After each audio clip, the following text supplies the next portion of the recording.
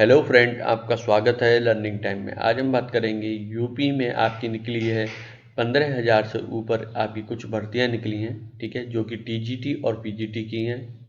जो आपकी वैकेंसी निकली है उसके जो ऑफिशियल नोटिफिकेशन है उसमें आपकी जो महत्वपूर्ण जानकारियां हैं, सारी जानकारियां मैं आपको इस वीडियो में प्रोवाइड कराऊंगा। ठीक है, तो जो आप लोगों के लिए महत्वपूर्ण है, सारी जानकारी आपका पता होना चाहिए। उसका एक एक करके सारी जानकारी मैं इस नोटिफिकेशन का वीडियो बना रहा हूँ। उसके कुछ समय बाद मैं आपके लिए फॉर्म फिलिंग का जो वीडियो बना दूंगा। ठीक है, तो इस वीडियो में बात करते हैं नोटिफिकेशन के बारे में जो आपकी यूपी की टीजीटी और पीजीटी की वैकेंसी निकली है। ठीक है फ्रेंड, तो आपसे निवेदन करूंगा इस वीडियो को एंड तक देखें जिससे कि सारी जानकारी आपको मिल सके, और आपसे रिक्वेस्ट करूंगा हमारे चैनल को सब्सक्राइब करें और अपने फ्रेंडों के साथ शेयर करें जो गवर्नमेंट जॉब की वैकेंसी की तलाश में रहते हैं। और इस वीडियो को ज़्यादा से ज़्यादा शेयर करें जिन लोगों को इन वीडियो की ज़रूरत है, जो कि नोटिफिकेशन के बारे में जानना चाहते हैं। तो फ्रेंड, यहाँ पे आप देख सकते हैं ये मेरा आपका जो नोटिफिकेशन खोला है जो पीजीटी का है। ठीक है, तो कुछ चीज़ें ही चेंज है, बाकी सब देखिए जैसे कि डेट है हमारी सब में एक जैसी रहेगी। ठीक है, तो यहाँ पे कुछ चीज़ें ही चेंज है वो आपको मैं बता दूंगा पीजीटी और टीजीटी में। ठीक है, सबसे पहले मैं पीजीटी का पढ़ के बता देता हूँ। ऑनलाइन आवेदन के भाग 1 दे सकते हैं। पंजीकरण प्रारंभ की तिथि 29/10/2020 से ऑनलाइन शुल्क जमा करने की प्रारंभिक तिथि 29/10/2020 है। ठीक है, प्रारंभ करने की तिथि 29/10/2020। ऑनलाइन आवेदन के भाग 1 का पंजीकरण की अंतिम तिथि 27/10/2020। ऑनलाइन शुल्क जमा करने की अंतिम तिथि 27/11/2020। ऑनलाइन आवेदन भाग 2 की सबमिट करने की तिथि आप जैसे 30/11/2020 है। ठीक है, तो यहाँ पे आपकी विज्ञापन संख्या नोट कर सकते हैं।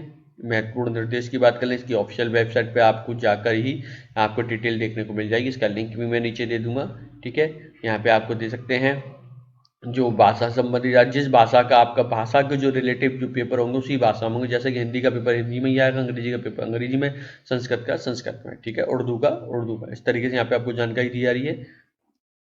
तो फ्रेंड, यहाँ पे आप देख सकते हैं आर्थिक रूप से पिछड़े वर्ग को 10% क्षैतिज आरक्षण का प्रावधान है। ठीक है, जो किसी भी आरक्षण का लाभ उत्तर प्रदेश के निवासी के लिए ही अनमूल्य है। ठीक है, तो यहाँ पे आप देख सकते हैं, यहाँ पे आपके लिए एक महत्वपूर्ण जानकारी मैं बता देता हूँ। देखिए, आप यहाँ पे पढ़ सकते हैं ऑनलाइन आवेदन करने आपको जब करेंगे, सब ऑनलाइन आवेदन सबमिट करने के पश्चात किसी भी प्रकार का संशोधन नहीं कर पाएंगे या किसी प्रकार का आप एडिट नहीं कर पाएंगे। तो आपको जो फॉर्म भरना है तो बहुत ही केयरफुली भरना है। एक ही बार में आपको सारी जानकारी को आपको चेक कर लीजिए, उसके बाद ही आप सत्यापित करिएगा। तो बेटर है कि एक बार हम पूरी इन्फॉर्मेशन पढ़ लें, इसलिए मैं कह रहा हूँ नोटिफिकेशन बहुत इंपॉर्टेंट रहता है। तो आप सारी जानकारी जुटाएं, उसके बाद ही फॉर्म भरने के लिए जाएं। ठीक है, तो लिखित परीक्षा में कोई भी आपको नेगेटिव मार्किंग नहीं है।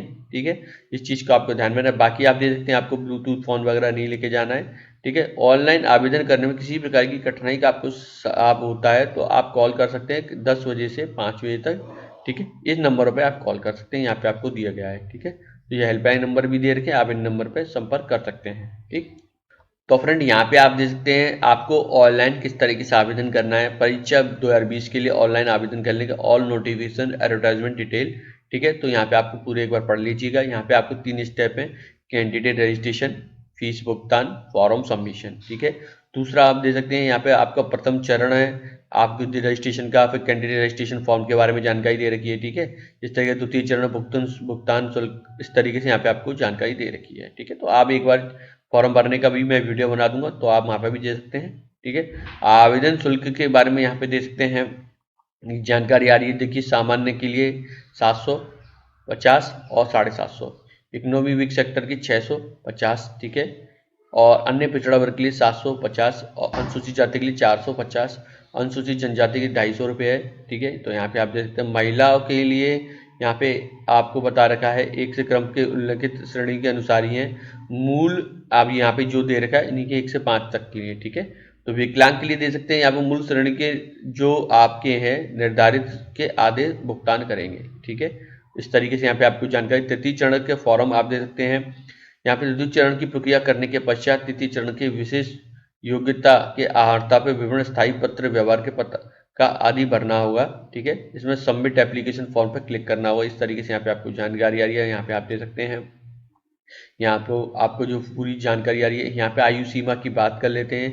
आयु सीमा 1 जुलाई 2020 से 21 से कम नहीं होनी चाहिए। आपकी वेतन यहाँ पे देखते हैं 47 से लेकर 1.5 लाख तक है। पे लेवल 8 ग्रेड का है और ग्रेड पे 4,800 रहेगा। ठीक है, यहाँ पे आपको आरक्षण की आर्ता की तिथि, ठीक है, आवेदन पत्र प्राप्त करने की अंतिम तिथि आर्ता की तिथि मानी जाएगी, ठीक है। शैक्षिक योग्यता सभी पदों पर आपके सापेक्ष न्यूनतम शैक्षिक अर्हता होनी चाहिए, जो कि सारणी 2 में दे रखी, मैं दिखा दूंगा। परीक्षा केंद्र सभी मंडल के जनपदों के मुख्य कार्यालयों पर ही केंद्र पर निर्धारित किए जाएंगे। अभी इसकी सूचना कोई जारी नहीं की है, इसकी जैसी सूचना आएगी फ्रेंड मैं आपको बता दूंगा, ठीक है। यहाँ पे अभी ये परीक्षा केंद्र के बारे में कोई जानकारी नहीं है। भर्ती प्रक्रिया आप दे सकते हैं, प्रवक्ता पद पर चयन लिखित परीक्षा और साक्षात्कार के आधार पर किया जाएगा, ठीक है। यहाँ पे आप दे सकते हैं आपकी जो परीक्षा आपके जो पद पर होंगे लिखित परीक्षा होगी और साक्षात्कार के आधार पर किया जाएगा, ठीक है। तो उसकी देखिए किस तरीके से, लिखित परीक्षा के आपके 85% अंक होंगे, साक्षात्कार के आधार पर 10% अंक जो लिखित रीति विभाजित किए गए हैं, अर्थात यहाँ पे जो इंटरव्यू के होंगे उसको 3 भाग में डिवाइडेड कर रखा है, ठीक है, जो कि साक्षात्कार है। देखिए पहला है जो कि सामान्य ज्ञान होगा, आपके सामान्य ज्ञान से पूछे जाएंगे 4%, व्यक्तिगत आपका जो पर्सनल टेस्ट होगा, ठीक है, 3%, अभिव्यक्ति की योग्यता के आधार पर 3%, इस तरीके से यहाँ पे 10% हो जाते हैं, जो कि यहाँ पे आपको मिल जाएगा, ठीक है। बाकी जो बचे 5% आप दे सकते हैं, ये आपका गाय, ठीक है, विशेष योग्यता के आधार पर 5%, जो कि आपकी देखिए आपके डायरेक्टर की उपाधि के आपको 2% से, आपके जो एमडीए की उपाधि पे 2% मिलेंगे, ठीक है, और शिक्षा के स्नातक बीएड पे आपको 1% मिलेगा, ठीक है। इस तरीके से यहाँ पे आपको किया गया। तो यहाँ पे आपके देखिए आपको पहला लिखित परीक्षा होगी, आप रिटन एग्जाम देंगे, फिर तीसरा आपका आपका क्या होगा, यहाँ पे आपका जो पूरा परसेंट 100% किस तरीके से आया है आपके इंटरव्यू टेस्ट पे, और 5वां आपका एकेडमिक की क्वालिफिकेशन के हिसाब से यहाँ पे रखा हुआ है, अंक डिवाइड कर रखा है, ठीक है, इस तरीके। तो यहाँ पे आप देख सकते हैं लिखित परीक्षा में जो आपके रहेंगे, यहाँ पे देखिए 425 है, साक्षात्कार के आपके 50 हैं, ठीक है, और या कि बाकी बचे हुए आपके जो आपके एकेडमिक स्कोर पे 25 रहेंगे। तो इस तरह 500 का आपका स्कोर बनेगा, ठीक है, इसके हिसाब से आपको किया जाएगा। लिखित परीक्षा के संवर्ग में चयन विषय पर आपका आधारित सामान्य योग्यता की लिखित परीक्षा होगी, जिसमें 425 आपका होंगे, 125 आपके प्रश्न होंगे कुल, इसमें 3.4 अंक दिए जाएंगे एक क्वेश्चन को सॉल्व करने पे, ठीक है। तो तदर्थ प्रवक्ताओं के लिए 390 का रहेगा, जो कि आपको जो कि एक प्रश्न के 1.2 होंगे, ठीक है। समय अवधि आप देख सकते हैं, लिखित परीक्षा के प्रश्न पत्र हल करने के लिए समय अवधि 2 घंटे की होगी, ठीक है। प्रश्न का स्वरूप सभी बहुविकल्पीय होंगे, जिसमें प्रत्येक प्रश्न के आपको उत्तर के 4 विकल्प दिए जाएं, एक सही करने पे आपको दिया जाएगा अंक, ठीक है। बॉल पेन काला होना चाहिए, ये आपको ध्यान में रखना, नेगेटिव मार्किंग नहीं है, ठीक है, मैं स्टार्टिंग में बता चुका हूँ। तो फ्रेंड यहाँ पे आप देख सकते हैं तदर्थ प्रवक्ता संवर्ग के बारे में डिटेल दे रखी है, वो अगर आप लगते हैं तदर्थ के हैं तो उसके बारे में जानकारी प्राप्त कर सकते हैं, ठीक है। साक्षात्कार हेतु मेरिट लिस्ट के बारे में आपको यहाँ पे लिखित परीक्षा के आधार पर प्राप्त अंकों के तथा तदर्थ प्रवक्ताओं द्वारा प्राप्त अंकों की लिखित परीक्षा के प्राप्त अंक प्लस सेवा आधारित अधिभार अंक के आधार पर प्रवक्ता के संवर्ग के साक्षात्कार हेतु सेम की लिस्ट तैयार की जाएगी, ठीक है। यहाँ पे आप देखते हैं चयन हेतु मेरिट लिस्ट के बारे में बताया जा रहा है। लिखित परीक्षा के आधार पर अभ्यर्थियों द्वारा प्राप्त अंक तदर्थ प्रवक्ताओं के द्वारा प्राप्त अंक, ठीक है, साक्षात्कार में आपके आपके जो अंक प्राप्त होंगे विशेष योग्यता की आपकी एकेडमिक स्कोर के आधार पर जो आपको मिलेंगे, ठीक है। पैनल लिस्ट उत्तर प्रदेश के माध्यमिक शिक्षा चयन बोर्ड द्वारा नियमावली 1998 के नियम 12(8) के अनुसार विज्ञापित रिक्त पंक्तियों के आधार पर सूची तैयार की जाएगी, ठीक है। अभ्यर्थियों के हेतु सामान्य आपको आदेश दे रखे हैं, वो यहाँ से आप रीड कर सकते हैं, ठीक है, और ज़्यादा नहीं, आप यहाँ पे आप रीड कर ले सकते हैं, ठीक है। यहाँ पे आपको कुछ जानकारी आ रही मैं बता देता हूँ। तो यहाँ पे आप देखते कोई भी पुरुष अभ्यर्थी किसी बालिका के जो आपके जो 2 भाग हैं, एक तो पुरुष और पुरुष का, एक फीमेल का, ठीक है। तो कोई भी पुरुष कोई फीमेल की कैटेगरी में जाके अप्लाई नहीं कर सकता है, और जो कि फीमेल है वो दोनों में अप्लाई कर सकती है, पर वो 2 में अप्लाई करने से पहले एक ही में, जैसे बालक में अप्लाई करना चाहती है सिर्फ बालक में ही कर सकती है, बालिका वर्ग में नहीं कर पाएगी, ठीक है। इस चीज़ को ध्यान में रखना है। यहाँ पे आप दोनों टीजीटी और पीजीटी के दोनों को फॉर्म को भर सकते हैं, उनके अलग अलग आपके पे आपको देना होगा, ठीक है। आपको ध्यान में रखना है क्योंकि इन दोनों के जो एग्जाम अलग अलग डेट पर हो रहे हैं, तो आप इसके लिए अगर दोनों के लिए एलिजिबल हैं तो इसके लिए आप आसानी से भर सकते हैं, ठीक है। आप नीचे यहाँ पे दे सकते हैं, आपको यहाँ पे उत्तर प्रदेश के अनुसूचित जाति का एक परफॉर्मर दे रखा है, जाति प्रमाण पत्र होगा आपको उसको, अगर आप जाति प्रमाण पत्र के तहत आते हैं तो आप उसको एक परफॉर्मर दे रहे हैं, इसको भरकर आपको कर सकते हैं। ठीक है, तो यहाँ पे उत्तर प्रदेश के विकलांग के लिए आपको दे रखा है, तो इसी तरीके से यहाँ पे आपको सारे परफॉर्मर देखने को मिल जाएंगे। देखिए स्वतंत्रता संग्राम सेनानी के आश्रितों के प्रमाण पत्र दे रखे हैं, तो इसी तरीके से यहाँ पे नीचे परफॉर्मर देखने को मिल रहे हैं। ठीक है, यहाँ पे देखिए सारणी संख्या दे रखी है, प्रवक्ता बालक वर्ग की यहाँ पे आपको दे रखी है, यहाँ पे सब्जेक्ट देखिए जनरल दे रखा है, ओबीसी एससी एसटी यहाँ पे टोटल आपको दे रखा है। तो ठीक है, यहाँ पे आप देख सकते हैं हिंदी है, ठीक है, गणित है, गृह विज्ञान है, अर्थशास्त्र है, इंग्लिश है, इतिहास है, कला है, नागरिक शास्त्र है, शिक्षा शास्त्र है, संस्कृत है, जीव विज्ञान है, भौतिक विज्ञान है, रसायन विज्ञान है, यहाँ पे आपको दे रखा है, तर्कशास्त्र है। ठीक है, यहाँ पे आपको सारणी में आपको बालिका वर्ग का रहेगा। ठीक है, यहाँ पे आपको 314 दे रखी है। ठीक है, यहाँ पे आपको संगीत वादन है। ठीक है, यहाँ पे शारीरिक शिक्षा, रसायन विज्ञान, भौतिक विज्ञान, संस्कृत, समाजशास्त्र, शिक्षाशास्त्र, मनोविज्ञान, भूगोल, नागरिक शास्त्र, कला, यहाँ पे डिटेल पूरी दे रखी है। ठीक है, 314 है। सारे 2 में दे सकते हैं, प्रवक्ता पदों के लिए आपको शैक्षिक अर्हता दे रखी है। ठीक है, यहाँ पे देख सकते हैं आपको पूरी जानकारी इसके बारे में आ रही है, क्या क्या आपको एलिजिबिलिटी हिंदी के लिए क्या चाहिए। यहाँ पे देखिए आपको नॉर्मली जो जिस आपके सब्जेक्ट हैं उसी के हिसाब से रहेगी।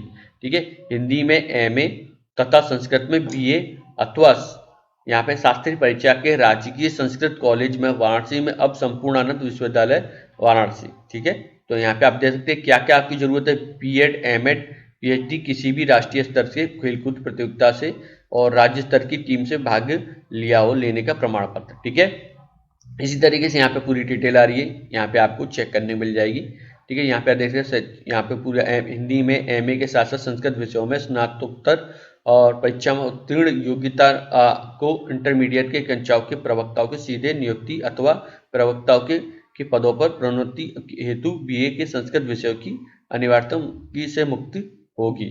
ठीक है, गणित का यहाँ पे दे सकते हैं एमए एमएससी गणित में।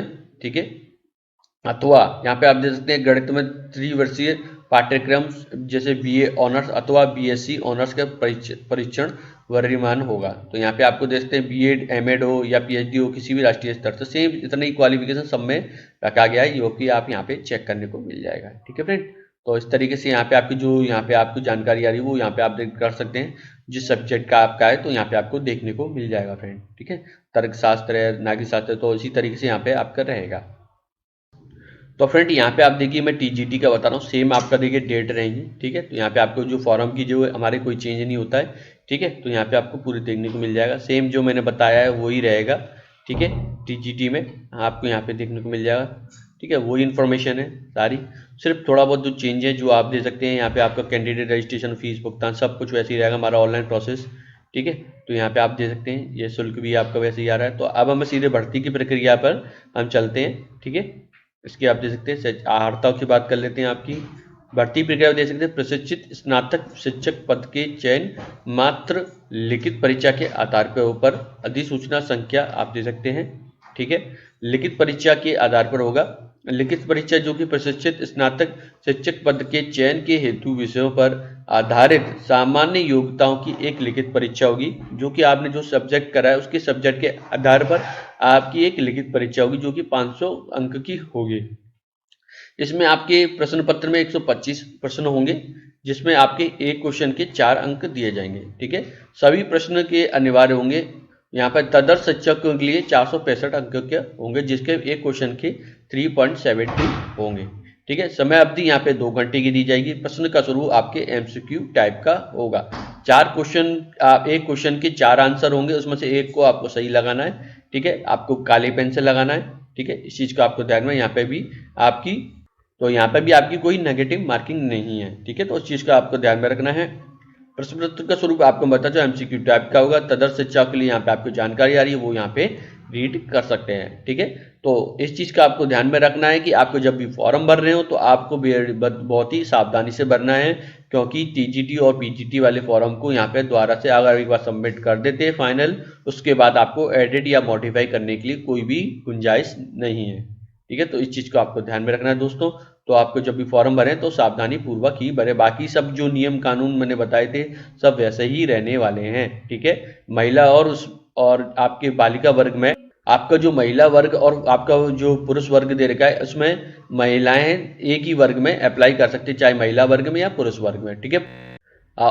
जो कि आपका जो बालक और बालिका वर्ग है, ठीक है, बालक जो कि बालिका वर्ग में अप्लाई नहीं कर पाएंगे, ठीक है।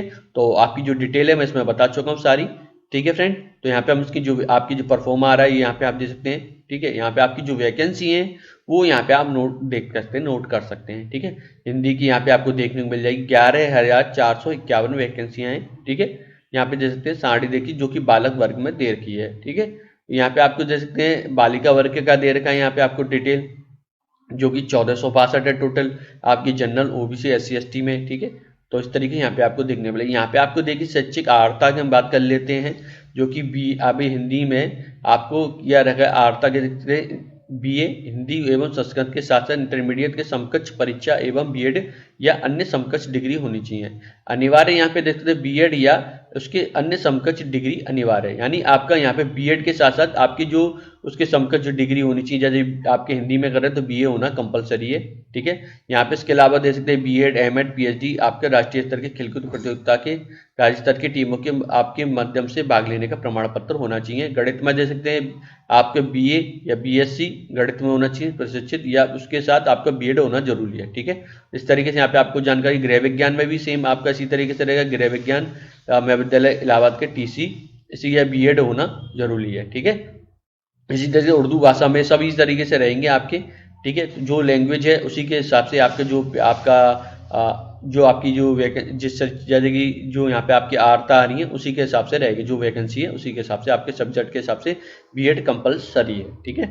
तो फ्रेंड यह वीडियो मैंने आप लोगों के लिए बनाया है, ये नोटिफिकेशन। अगर ये वीडियो पसंद आया तो प्लीज़ हमारे चैनल को सब्सक्राइब करें, जिससे कि आपको लेटेस्ट गवर्नमेंट जॉब के बारे में सबसे पहले पता चलता रहे। फ्रेंड वीडियो देखने के लिए धन्यवाद।